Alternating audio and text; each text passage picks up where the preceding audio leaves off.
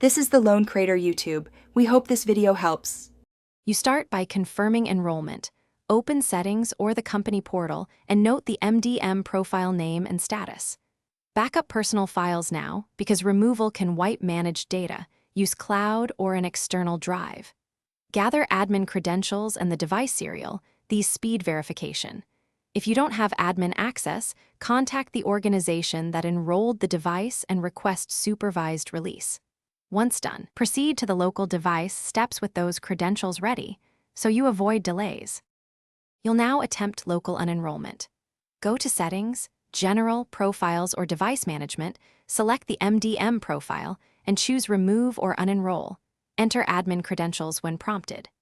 If the Remove button is absent, use the organization's MDM admin console to remotely retire or unenroll the device.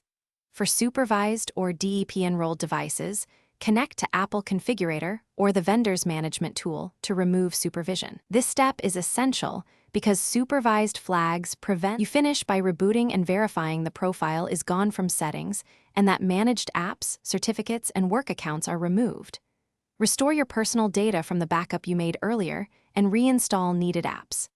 If the device still shows restrictions, try re-enrolling with valid admin credentials, then immediately retire it from the admin console. That often clears stuck flags.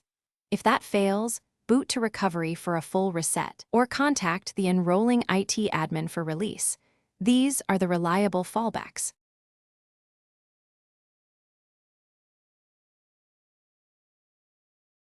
Thanks for watching.